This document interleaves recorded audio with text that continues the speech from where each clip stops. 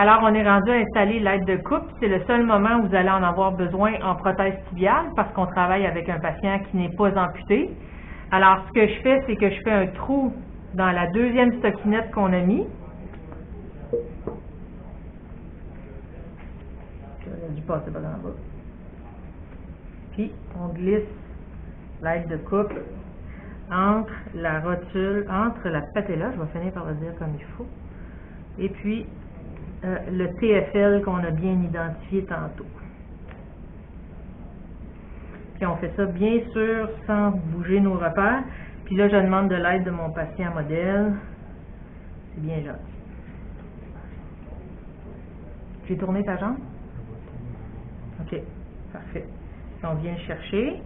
Alors, je viens le chercher par en dessous. Je viens placer l'aide de coupe entre la patella et le TFL. Vous voyez bien? Puis il ressort ici, donc ça s'assure, on s'assure qu'il n'y a rien qui bouge. Puis d'en bas, j'ai pas besoin de le fixer. Alors, on revient dans l'angle, comme ça. Ça, c'est parfait. Alors, la préparation des bandes plâtrées, vous allez en avoir besoin de 3. C'est un plâtre qu'on fait en 3 parties. Il va y avoir une partie ici, une partie en roulement, puis une partie pour le supracondylien. On a besoin d'une bande sur la crête tibiale que j'aurais pu identifier, effectivement. La crête tibiale, elle est ici.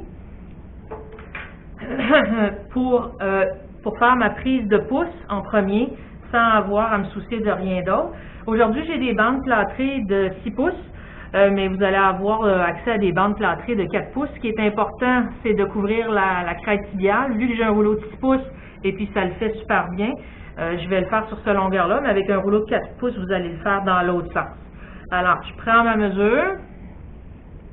1, 2, je ne sais pas si vous voyez, 3, 4. On en a besoin de 4 épaisseurs, c'est pas grave. Donc, ça va comme ça. Première bande préparée. Après ça, la deuxième étape, ça va être l'enroulement. Je n'ai pas besoin de le préparer. Mais j'ai besoin de préparer ma bande supracondylienne. Alors, je vais... ce que je n'ai pas identifié, par exemple, c'est les tendons dans l'autre partie. Alors, je viens identifier le demi-membraneux, le demi-tendineux et le tendon des ischios à l'arrière. Là, vous ne le voyez pas, mais faites-moi confiance. Donc, je prends la mesure d'un tendon à l'autre. Ça me donne une longueur de bande que je plie, comme j'ai fait avec la partie pour la crête tibiale. Ça, ici, j'en mets plus. J'en ai besoin de 7 épaisseurs parce que je manipule ce plâtre-là. Je pousse dessus. Et puis, je vais être certaine qu'il y ait assez de corps. Fait que je vais le mettre de côté. Lui, ça va être mon dernier morceau. Je commence avec ma partie antérieure. Après ça, je fais l'enroulement avec le rouleau. On part. Je me suis mis de l'eau tiède pour que par le temps que j'arrive au moulage, mon eau soit parfaite. Vous ne voulez pas travailler avec de l'eau chaude. Sinon, ça va cristalliser. Alors, le plâtre, je le place juste en haut des marques de pouce. Comme ça. Puis, une fois que vous le mettez là, c'est plus le temps. Ah, il est croche. On le laisse comme ça. Sinon, si vous n'êtes pas satisfait, vous l'enlevez et vous en recoupez un autre. Parce qu'il y a tellement tout plein de repères là-dessus que vous allez vous perdre. Donc, on le lisse comme il faut. Tu vois, là, une fois mouillé, il est un peu trop large. Ça aurait très bien pu arrêter ici. Mais ce qu'il faut, c'est que je couvre toute ma crête.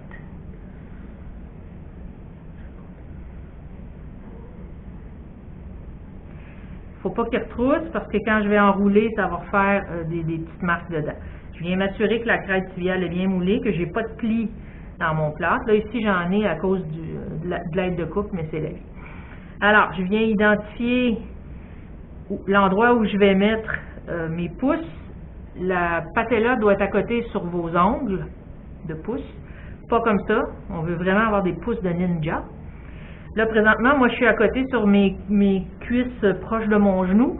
J'en ai vraiment besoin. Pour l'instant, je n'ai pas besoin de faire rien avec le reste de mes doigts. Je me concentre vraiment là-dessus. Fait que là, c'est un des bouts de plate. Parce que j'ai plus rien à dire. Moi, ça fait longtemps que je fais ça. J'ai pas pratiqué ma prise de main avant de la faire, mais j'aurais dû la pratiquer et je vous encourage à le faire. Moi, je sais maintenant où sont mes repères et où aller pousser. Puis, ceux et celles qui ont des ongles très longs, ben votre patient n'aimera pas ça. Pas de faux ongles, on ne peut pas faire de faux ongles en prothèse. On ne peut pas avoir des faux ongles en prothèse. Parce que là, je pousse très fort. Là. Si vous voyez la face de mon patient, là, il est en train de souffrir le martyre. OK? Fait que là, au bout de 2 minutes, on voit très bien ici, là, écoute, j'ai vraiment poussé fort. Alors, deuxième étape, c'est l'enroulement. On met le rouleau dans l'eau en tenant, ou du moins pour être sûr, pour être sûr que je ne parte pas le bout. Parce que c'est pas professionnel, puis 2, c'est une perte de temps incroyable que d'essayer de trouver le bout. C'est comme du saran wrap. OK? Je m'assure que mon plâtre est très, très bien mouillé, c'est-à-dire jusqu'au petit rouleau de plastique à l'intérieur. Je l'essore très bien parce que je ne veux pas beurrer tout. Fait que là, en tenant mon petit affaire, c'est facile de le retrouver. Alors, je commence par en avant. Puis en prothèse, on commence par en haut. OK? Je fais juste la côté comme ça. Je ne veux pas déplacer mon premier morceau. Voyez-vous, je vise la ligne mi-articulaire. Je fais le tour. Je fais le tour. Sans tension, ça c'était juste pour accoter ma première pièce. Fait que là, j'applique un peu de tension dessus.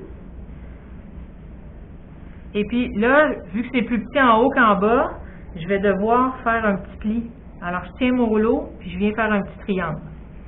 Puis mon rouleau, il est collé sur mon patient. Si vous déroulez votre plâtre comme ça, puis que là, vous essayez de faire quelque chose, vous allez faire des étranglements. Puis c'est pas ça qu'on veut. Je m'assure de bien couvrir à l'arrière et monter au moins jusqu'à la mi-rotule. Oui, ça va être par-dessus votre première pièce, dans nos petits triangles ici. OK? Puis j'applique la même tension sur mon plâtre, sur mon rouleau de plâtre, que sur mon rouleau à mesurer. Alors, une fois ça fait, je viens lisser. Puis on passe pas 3 ans à faire ça. Là, je retrouve mes trous de pouce. C'est tout ce que j'ai fait, là, mes trous de pouce. On va rouler ça un petit peu pour que je puisse avoir une belle définition de ma première pièce. Voyez-vous ce que je fais là? Je fais comme une petite tablette. Tout le tour. OK? Fait que ça, c'est fait. Ça va me permettre de bien ancrer ma pièce en haut. Je remets mes pouces. Puis là, c'est le temps que je travaille avec mes doigts. Alors, je fais le tour. Puis, je viens pas pousser ici. Je viens pousser vraiment dans le creux poplité. Essayez de vous réimaginer la ligne mi-articulaire. Et puis, c'est elle que vous suivez. Puis là, on vient peser. Puis mes mains, je les accote. Je travaille pas comme ça. Je les accote. Je viens accoter comme ça. Et puis, là, on force. Il faut vraiment que je vienne appliquer une force. Là, vous ne le voyez pas, mais égale et parallèle. Je ne veux pas forcer plus de ma main droite que de ma main gauche. Il faut vraiment que je fasse un plat. Mais de toute façon, on va regarder le négatif quand la prise d'empreinte va être terminée. Puis, on va pouvoir le corriger si ce n'est pas le cas. Là, vous pourrez remarquer que mes pouces, ils sont plus comme ça. Parce que j'ai pas la bonne position. J'ai des grandes mains, mais quand même. Mais c'est pas grave parce que les trous très précis, je les ai faits avant de mettre mon enroulement. Fait que là, je peux me permettre de moins pousser fort en avant puis d'aller vraiment travailler en arrière. Ça vous va? Puis je descends pas jusque-là dans ma pression, puis je monte pas sur la cuisse. Alors voilà, c'est déjà fait pour l'enroulement.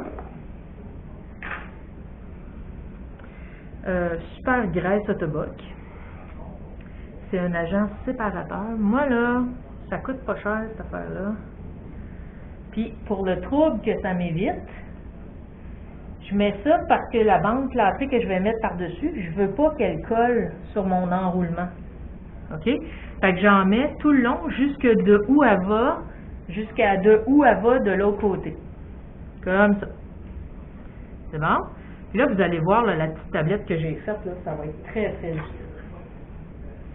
Je reprends On peut essuyer notre main, ça va mieux. Parce que la graisse, des fois, c'est pas terrible. Alors, ça, c'est la bande que j'avais mesurée tout à l'heure pour la partie supracondylienne. Que je mouille. Que je tiens encore pour avoir les deux côtés séparés facilement en sortant du... Oui. On essore comme il faut. Je ne veux pas avoir des dégâts d'eau nulle part. Pensez à votre patient. Il va tout être mouillé, tout être splashé de plâtre. Puis on fait l'essorage comme ça. OK? Avec vos doigts. Est-ce que vous le voyez? Comme ça. C'est bon?